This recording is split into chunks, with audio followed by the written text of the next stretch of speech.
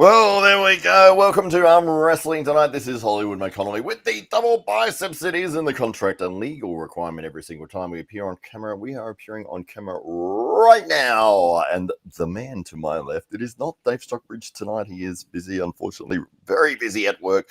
But it is one of the members of the SA Titans Arm Wrestling Club who has been putting in some amazing results lately and seems to get better and better every week. It is none other than Goku himself. It is Arsh Sharma. Welcome to the show. Well, look at that. Fantastic. How you going, mate? I'm pretty good. How about you, Matt? How are you going? I'm very well, very well. Tell us about you went away on the weekend and competed in a tournament.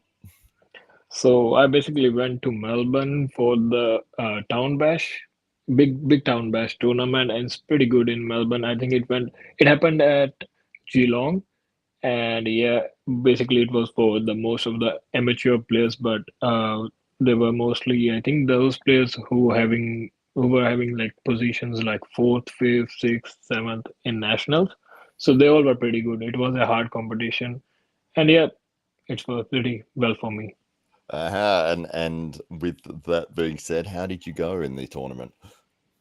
So I competed in under 80s, but my body weight is 72 at the moment. So I competed in under 80s, under 95, and open category 95 plus on right. So I ended up with a left and right champion on under 80s, and then on right on both 95s I was actually fourth. And in open I was unbelievable. That's for me as well. In open right hand I was second. Unbelievable results. Fantastic effort, mate. And especially because those divisions run through in order as well. And by the time you got to the Open, you'd already had competed like in 4 other divisions. Exactly, I was totally that because they usually follow the like Australian Arm Wrestling Federation rules, which is like doing left category, but left under 80s, left under 90s, left open, and it was exhausting. That's right. That's right. And so, how long have you been arm wrestling for now? I think in May or June, actually, it's gonna be 3 years. Wow, it's been that fast already. Jeez, I remember when you Yeah, first turned up at the club. I know myself. I've been so immature. I am, but I think I've learned a lot in this journey. And yeah, now I've been also teaching others, which I never expected that. No, that's right. It's fun, isn't it, when new people come in and they're looking to you as the person who knows everything, and you're like, "Well, I'm still learning myself." So everybody is learning from everybody. And that's so true, yeah. And especially like I believe when they came, they feel like who's the skinniest one or who's yeah, that one. I can definitely beat that one. And they come to me and they can't move my hand and they're like, how are you so strong? Yeah, that's fantastic. It's either you or Valera that they go for. Yeah. Even Valera. when I came, I went for Valera and Kona, and I thought, yeah, I'll beat these guys, but I couldn't move them at all when I started. Oh, that's fantastic. So, Lucky Woods from the Lucky Woods podcast here has jumped in to say hi. She is the winner of the first commenter of the night. So, well done to Lucky there. She does a great podcast Saturday nights in America, Sundays midday here in Australia. She's had French from our club on there, and speaking of French, there she is right there. She says, "Hey, you're talking about me, are you? Ah, well." And so, not quite the winner of the first comment of the night, French. Just a little bit behind Lucky, but well done for jumping in and saying hello. But yeah, we were talking about Arsh's first night. So what was it that got you to come along to try arm wrestling? That's very interesting question. Actually, I was super like interested about arm wrestling back in India as well, but my parents were super strict, Oh, and I was also like a study kid. I used to focus a lot on my studies, so I haven't got the chance over there. But over here, and yeah, I thought give it a go, and it went super with me. So yeah, here I am. that's awesome. And now here you are winning tournaments and placing in open categories, and you're doing amazingly well. Have you told your parents about your arm wrestling stuff? Oh yeah, I sent them the picture of the trophies, and they thought that these trophies are for the tournament, and they were asking which one you got. I said I got all of them, and they were like, "Oh wow."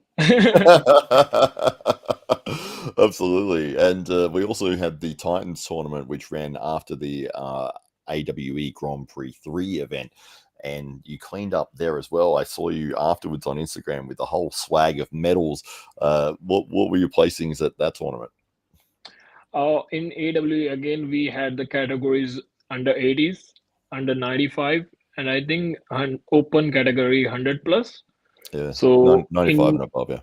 95 and above, in those I competed in all of them, and I got under 80s left and right first, under 90s right second, left first, under like 95 and above I didn't compete it on the left, I competed on the right only, and I got second on the right in open. Wow. So second was the lowest placing that you got out of the whole day. Yeah, exactly. I Wow. yeah competed in five categories, and I think I got all of them. That's incredible. Well, yeah, as I said, you just keep going from strength to strength. So what is it because it seems to be in the last 6 months that your strength level or something, you've changed something, and or maybe you've just hit the growth spurt, and it's like you've doubled in strength all of a sudden. So I'll say yes, that's true as well, because actually I was injured back there for a long time on my right hand, and I used to do left only, and my left was super weak earlier. And then my left started to grow, and my injury healed on right, and I got my power back. And from 6 months, actually, I started more focusing on my like power training, like basically how to get more training in arm wrestling, and it helped me a lot, and I got more powerful. Yeah. Yeah, for sure. So what exactly, what sort of exercises did you add in to get that? So as I've got longer limbs, I mostly do pronation exercise, which are best for me. I feel like very comfortable in pronation. But I also have started more focus on my riser, and it worked really good while competing as well, because I can go on top and then get a cup, which is my preference. I usually do that as well. And then due to my injuries healed, I started more of the side pressure as well, so that if I can't get pronation, at least I can beat them with the side pressure, which I did that in Big Bash tournament. So it's pretty good. So basically, pronation, rising, and side pressure, it did work for me. Yeah, you can really feel it. I think we were on the table last weekend, and yeah, some of those hits you were throwing forwards were like, "Damn, that's how. Where did this come from?" It didn't used to happen, especially on the right arm. So yeah, it everything that you are doing and putting together is really starting to pay off, and you can see that with the results that you're getting. So I'm going to give a big statement now, which is I'm gonna like give my best in the nationals, and I'll for sure be competing in nationals. And everyone whosoever is there, be aware that I'm coming, and for sure I'll be at my best version in the November. Fantastic. There you go. Look out, everybody else. So, 72 kilos is what you're sitting at the moment. Is that a little bit lower for you, or is that sort of standard? Actually, it is a bit low. I used to sit at 74, 75, but yeah, I don't know. I can change it anytime. So I'll probably get to till September. I'll get to 80s first, and then I'll drop my weight down to 70s so that I can have that muscle still in me. Yep. Yeah, it's all about the swagger, isn't it? It is indeed. Oh, fantastic. What does Lucky say here? Sounds like a true arm wrestler. I wish I had a better rise. That's one of those things, isn't it? There's always an area where you'd love to be stronger in. Maybe it's cupping, maybe it's side pressure, maybe it's back pressure, maybe it's the wrist, maybe it's pronation. It's always like some little It thing. is. It's a never-ending game. That's right. And sort of when you might find a balance where you've peaked out on all of your stats in a way, and it's like, but if you add extra pronation, you're going to lose something else, you know. Exactly. It's Yeah, it one of happened. those balancing acts where people have to sort of choose, like, well, I've got it pretty optimal here, and maybe you would train specifically for a certain person to get stronger in that movement. But tournament is always you never know who's going to be turning up. You never know what the draw is going to be like, who's going to win matches, and that's what makes it fun. Is those tournament situations where you can come up against somebody that you've never seen before. You have no idea who they are, what style they're going to be employing, and you've got the setup to figure out how to win. So So true. Yeah. Even in the Big Bash tournament, there was a guy. His name is Vin, and he was incredibly strong in back pressure. And he like always took me near the pin pad, and I had to like use my pronation with the back pressure to get him out, because every time we start up, I ended up here, even being like fast and everything. And then I have to use my pronation and to pin him. The best part which like ever happened to me in my whole life is breaking the strap. yeah, you've been posting that video everywhere. I think you've sent it to me 4 times so far. Uh, so tell us about that. Actually, yeah. So we basically had a uh, basically had a slip, and we ended up in a strap, and the strap buckle was on my side, so I was holding it. He uses the back pressure, and I ended up using side pressure with the cup. So I used it side pressure, sorry, with the pronation. And once I did that, and you can see in the video as well, it's like just exploded. And it's the plastic part, the buckle actually it exploded, and it went straight in, and referee has to stop it. Uh, and at that point, did you think that you had Goku's actual powers? Actually, You're like, oh, I've gone Super Saiyan. It's happening. yeah. Even that guy, he came to me and he was like, "Bro, we broke a strap." I said, "Yeah." That's pretty cool. It's a very rare thing. I've only seen it happen with the Arm Gods promotion, but the reason it happened was because the straps that they had manufactured, unfortunately, were not of standard, and they snapped very easily. But yeah, in terms of a proper buckle to be able to break those, I mean, yeah, good luck. I mean, we've still got the same straps at the club that we've had since we started. So. Exactly. I've seen the strap which are older than me. That's right. Absolutely. So how did you find the SA Titans Arm Wrestling Club when you thought, hey, I'd like to do arm wrestling? Was it just a simple internet search? So I was new in the town, and I was usually like I tend to go for my university for 3 days a week, and my job for like 2 or 3 days over that time. And I was mostly free in the week, and I was like, what should I do? It's so boring and everything in the house. So I tried to search, like I searched, I still remember what I searched. I searched arm wrestling near me in Facebook, and it got me to this SA Titans club page. And then I saw your number over there. And then I messaged you on WhatsApp that, hey, Matt, I am a new player. I haven't been to arm wrestling. I'm very excited. And what's the criteria? What fees do you guys charge and everything? There you go. But you were really great about that. You said it's totally free. Just commit on over this place, and we are happy to help you out with everything. We'll teach you for free. And yeah, you guys were amazing. Oh, that's good. Yeah, I was worried that you were going to say, and then I didn't reply. No, you did. You were good. You did. Oh, great. Well, that's awesome. And so the first night you've come in, and I don't know how many people were there, maybe 20 people, something like that. And you've gone, okay, let me size up everyone in here. And you've gone, okay, Connor and Valera, the two guys that are the lightest guys in the room. That's where I'll start. And I should be So able to beat them. And it I didn't happen. completely judged the book by its cover, and I thought, because Valera is so small and so skinny, I thought, yeah, I'll beat this kid. And then I saw Connor, I said, yeah, he'll be fine too. But when I hold Valera, he let me have it because I was new first. And then I said, no, apply some power. He said, okay. And then he just hold me, and I couldn't do anything. And I was like, oh my God, that's so bad for him. But then I got to know that he's super strong. He still is. Yes, absolutely, absolutely. He's been doing very well, and only like 52 kilos or something. The guy weighs. He's like 110 pounds or something. Exactly. He's 52 kg and he has been curling 72 kg. He's lifting 72 kg and yeah, oh my God. Yeah, he's doing very, very nicely. But you ran up against. Did you go up against him in the Titans tournament that was after AWE?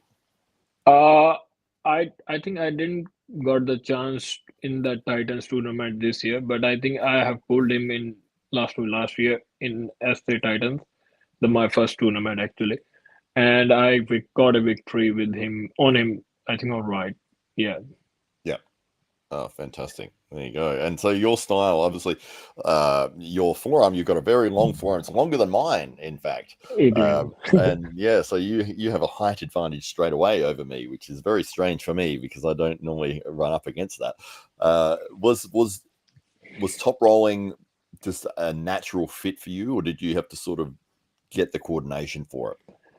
It was completely unnatural for me. I still remember, I think you have the videos of me, like the old matches. I used to do like completely over here, and I used to do this Yeah. all side pressure because I, yeah, and it's completely insane. That's why I got my first injury like ages ago because I didn't let myself go in a proper technique and stuff because I was too like in a hurry to get a win. Right. But then Yeah. I got to know, nah, we have to wait. Patience is the best key, I guess. That's right, absolutely. Yes, I remember you saying that you wanted to have a match, and I said, I'm not going to let you have a match until you stop doing this. Exactly. Yeah. I was super. I think on my third month, I told you that I want to have matches, and you said no, completely no, because you are too dangerous for a match. Your style, yeah. I mean, you can still see a little bit of it now, but you have a lot of side pressure, but you've added that cup and the drag and everything else into it as well, which is critical for not putting all the pressure on your humerus bone, which was like, yeah, your style. And over there, like, just stop doing that. And then in a match situation, obviously, when guys are excited or you put in all of your effort in, it's like, yeah, we'll just give it a few more weeks until you sort of learn that you need to have that cup in before you start going sideways. So yes, but you got there and you've been doing very, very nicely. We've seen some amazing matches that you've had.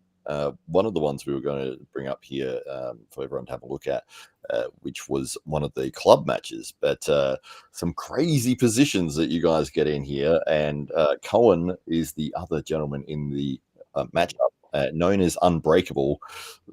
Well, it's a good thing he is unbreakable because some of these positions he gets in are terrible arm break positions. But let's have a look at it.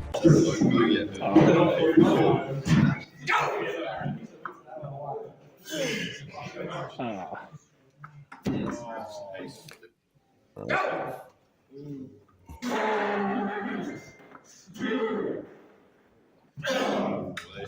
Well, slipped off the side there. Was that looked like Cohen had what he needed to there, but you just sort of dropped off the side. Is that what happened there? yeah, exactly. I got dropped from the pad first, and then I got pinned. But yeah, Yeah. Let's have a look. Oh, there it is. Yep. Very good. So this is first to 4, I believe, in this match. oh, it was so many rounds because we got so many slips. I think it was first to 4. Yeah. Oh, let's have a look at this one. That's it.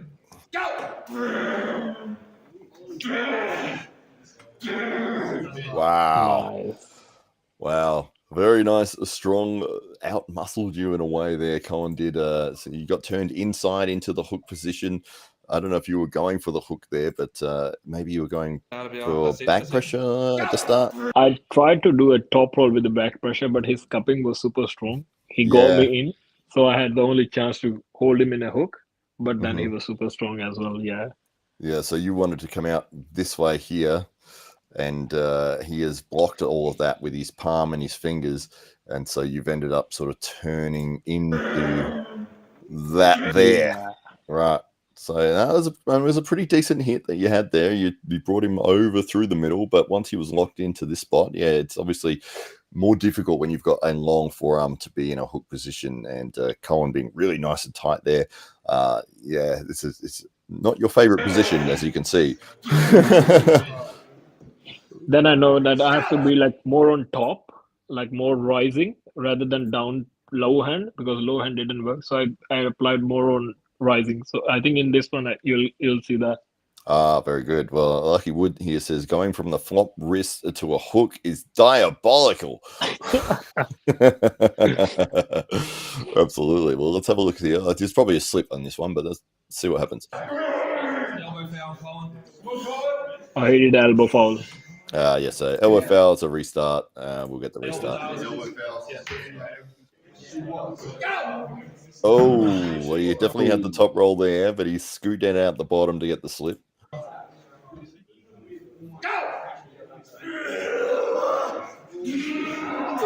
And that side pressure. Yes. Again, elbow foul on me. Yeah.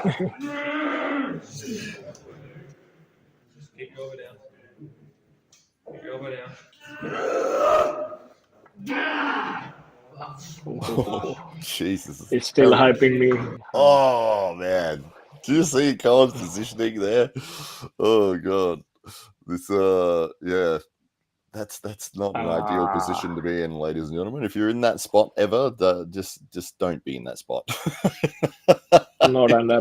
It's not gonna end up good.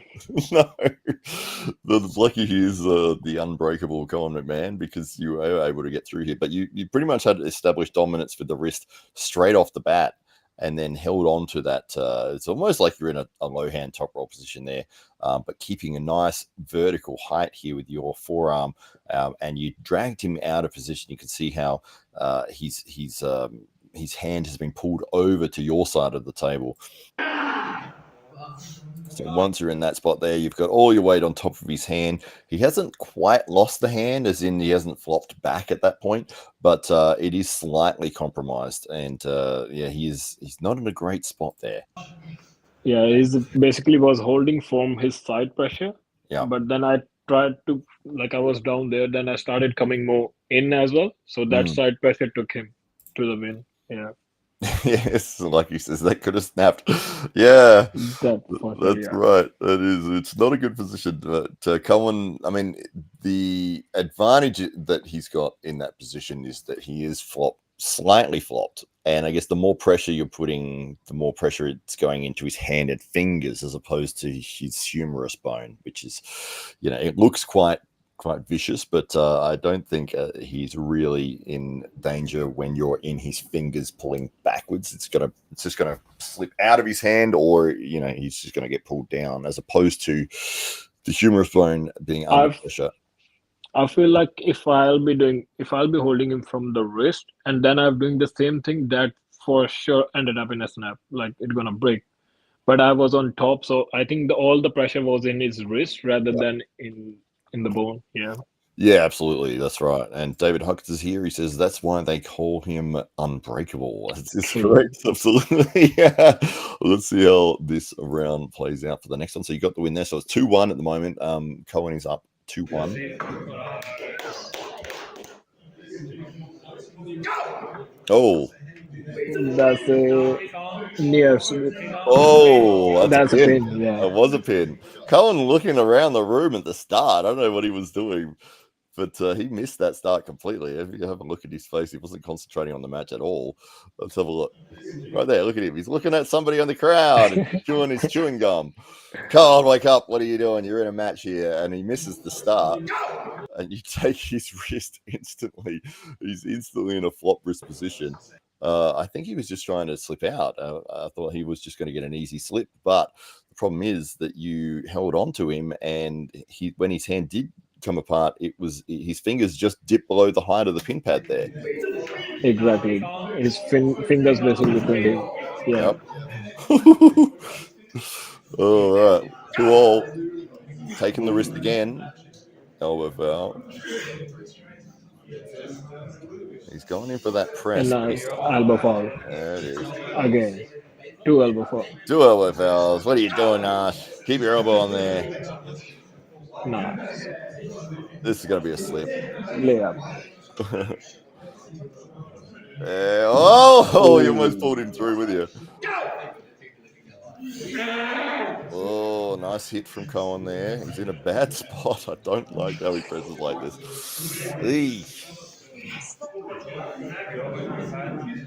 Now he tried to push me. See, he tried to push me. Did I'll he? show you. Yeah, Oh, I missed he'll it. try to. So this one now. See, he's trying to push me with like in, Yeah, right. and this now end up gonna be betting like eh, yuck. Oh, I can't see that. So he was trying to push her off the back, you reckon? Yeah, he did that. So not fair. Like few more seconds back. So see, he's trying to push me like into Yeah, it. right. That I was complaining. Now he left it, and then Oh. he said he'll yeah. Ah. Oh, it started hurting me. Yeah, I hope everyone is enjoying watching this as much as we are, because it's some terrible, horrible positioning from Colin McMahon here. Oh man, but that is why they call him unbreakable. This is the silver bullet. This is the for the win here. It's 3-all. So we'll see Yeah. what happens. It looks by the length of the video. I'm judging by the length of the video. There's probably a slip before you get to the strap.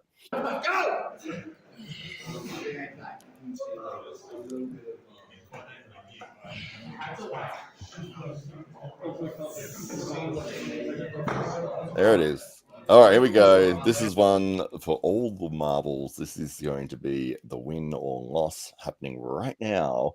What were you thinking at this point in the match? I was completely thinking that what I'm gonna do because I was totally exhausted. Because with the floor press, the best thing is you don't have like you don't get exhausted. It's the pronator one because they are continuously applying pressure and the brachials is like feeling dead. So did you have a like a strategy for this last round? I tried to be quick, but then and then in between the match, actually I waited, which was a wrong move. I should have attacked him and got him out, but then I waited and my brachials got tired, and in the end he got me in. I think yeah. Oh, let's have a look at how it plays out. So I waited here. That was a wrong move for me.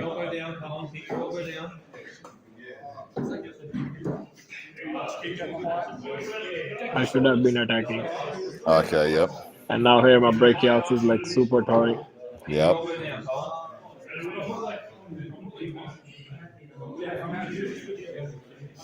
I should have come more in, do a press, something like that. Oh, fantastic match though. I mean, both you guys just put it all on the line right there, and you weren't in a bad position, but as you said, I mean, the fatigue factor was really at play there in that last round. Because I mean, you're pretty much in the ideal position here. I guess you just need that power to be able to drive that way and get him outside of the alignment of his shoulder. But was it seven rounds in? It's like that power is probably well left back in the first couple of rounds.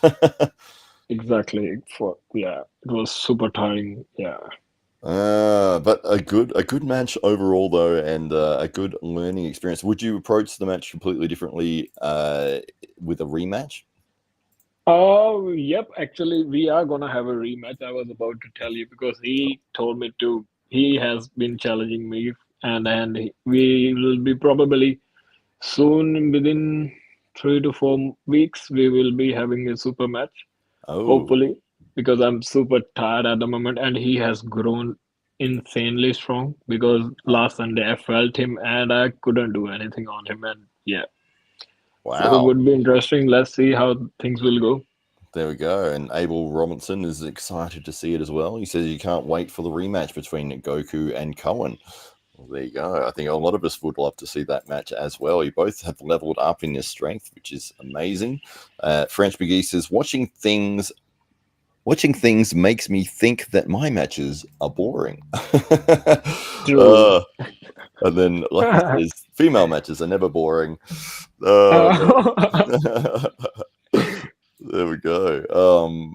Yeah, that's one of those things. And I remember Josh Barker actually saying this, that because his style is an explosive press and he wins matches in half a second, that his highlight reels are pretty much just like him just pinning guys. Like there's never really that that crazy war that happens.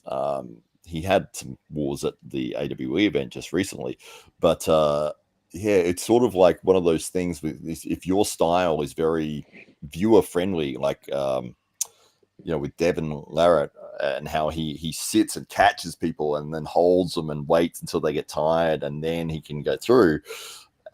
That's very entertaining to watch. It's like exciting. It's like, oh, he stopped them. Yep. How they're going to keep hitting it. They're going to keep hitting. They're going to keep exhausting themselves. He's talking trash to them, and it becomes this like really exciting other element to the match. Whereas if you just go and win, it's like, oh, that's cool. You won.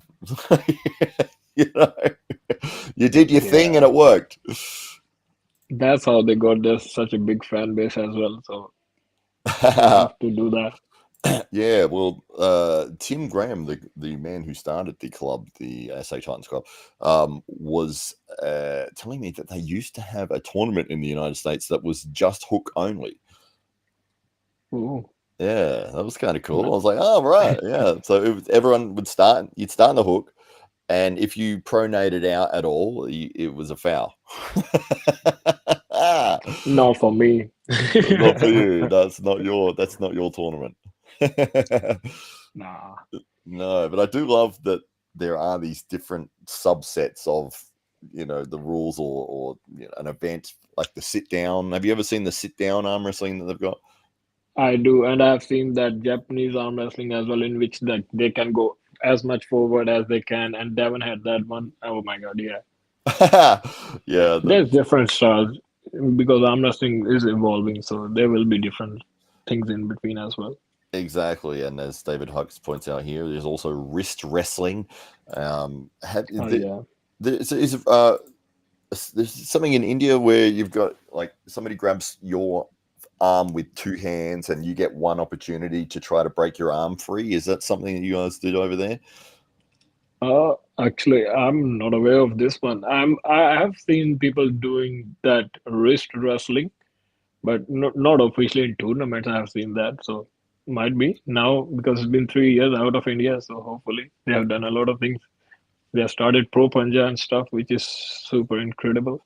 Absolutely, yeah. So you're a pro Panja fan, an aficionado. I am indeed a big fan, and yeah, I'm missing that I'm here. I should be if I'll be in India and I have like this much experience so far, and I'll be in tournaments. Yeah, Yeah, well, the tournaments there are insane. I mean, the amount of people that are entering, you're talking 800 to 1,000 people going in a local tournament. yeah, it is right. People the heaps as there's a lot of population and there's a like insane craze about arm wrestling going over in India. And yep, there's like super strong guys, and I think even in the end of the finals, people are like completely exhausted. Oh, yeah. I mean, it takes 3 days or something to get through the whole tournament. Yeah, true. It's absolutely insane. But so last time you were back in India, did you went to one of the clubs, or they thought you were a bit of a celebrity from Australia? Is that how it worked? Yeah, people ask me like, there's my few friends back in India. They do like in my own town. I went to a gym basically for arm wrestling as well, and there was like most of the play like everyone was an arm wrestler over there. I thought they were doing gym, and then suddenly everyone came doing arm wrestling. So they were like pretty good. Yeah. Oh, that was good. So all the people in the gym were fans of arm wrestling.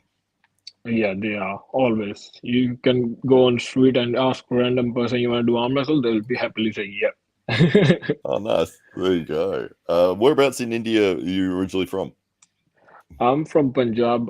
This is the northern state, and I'm basically from Amritsar. My town name is Amritsar. Hmm. So yeah, I'm from there. Nice. And the arm wrestling scene over there, what is it like? Oh, from like for now, it's been evolved completely because every like Punjab has like 28, I think 29 district. I'm not sure, but every district has like tournaments going on. People coming from different districts to different places. So like there's crazy quiz going on total, and I've seen. there's tournaments in universities. Even every university is having tournament of their own inter universities and stuff like that. So you can. There's more arm wrestling than you could handle if you were going to try to compete. Yes, you can easily have in a whole year you can have every day you can have a tournament or yeah, it's up to Wow. you. As much you can tolerate. Incredible, incredible. Yeah, just the population difference. But that I love the fact that the Indian people have embraced arm wrestling and that it's seen as something that they're very, very interested in. And from our perspective, it's incredible because when you've got a population of 1.4 billion people, and all of a sudden they are now invested in the same sport that we are invested in. It's all good things. I believe that in soon enough there are gonna be like heaps of like insane level players in India, and they're gonna be a very tough competition in the whole world level. So let's see. People are coming because they have started like such an early age. Like Abbas Rana, he's 15 years old, and then there are other players as well who are so young, and they're doing so well. So they have a bright future. Oh, absolutely. Yeah, we can't wait to see what the future holds for Pro Panja and the Indian scene, as well as yourself. You've been doing amazingly well. And is anybody that you wanted to say hello to, or shout out, or thank, or anything like that? I'll say yeah, Cohen and everyone. Yeah, Cohen. We'll have a super match soon. I'll be feeling like after 2 weeks, I think my pain will go, and yeah, after that we can arrange a super match, and that will be good. And I'll also say about the 70 kg nationals. So let's hope for the best, and I believe everyone can jump on. I'm ready for them. All right. And what about your? Is there a page we can follow of yours? I know you're on Instagram. Is that where people can find you? Oh yeah, so I got my Instagram ID like Arsh_Sharma, and it's 2706. All right. Yeah, I've been arm wrestling, and there's arm wrestling videos if you wanna have a look over there. Yes. Let me bring them up for you. There we go. Share screen. We want to share this one. And there we go. That's Mr. Arsh Sharma right there. You can see all of his videos. Is this the strap breaking one? Have you got that on Instagram? I haven't posted yet, but about in Ah, 2 days. Sorry, yeah, I've been occupied with my job going on as well, so I couldn't post it yet. you posted it to me 4 times.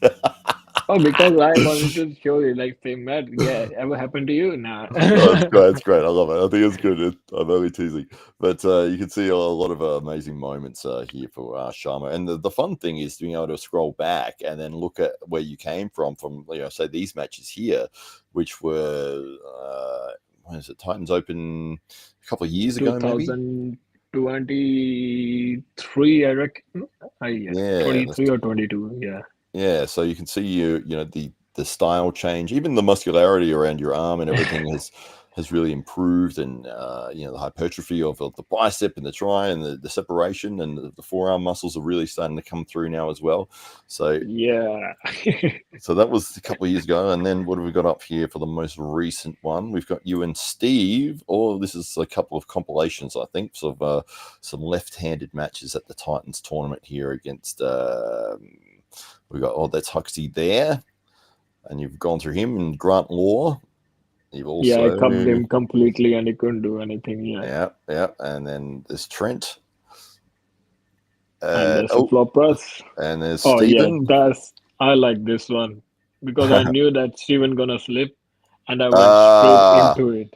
very clever. That was really good. Good idea. And there's Trent again. Oh, you've just managed to hold on to that one. You brought it Yeah. back. Oh, wow. Use the You got the back pin. pressure. And this is the grand final here. And there it is again. He tried to slip, and you've got him again. Well done. Incredible.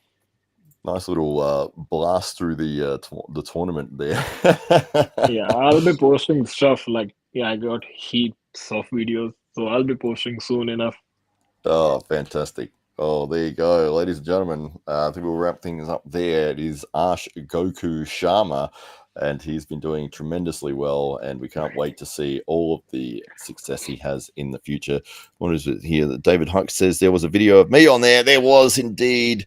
It was just you for a second there, David Hucks. Arsh. There's a separate video of me and Huxley as well. Oh, is there? Okay, yeah, nice one. French McGee says that Arsh is meant to say that he loves her. Yeah. For sure, Frank. Yes, I do. There you go. Just to embarrass you in front of everybody. Thank you very much for doing that. All good. That's fine. Everyone knows. There you go. All right, no worries. Well, thank you again for coming on the show. Thank you to everybody in the chat. We might wrap things up there. And with the warning for the outro video, it's about to come up. Thank you again.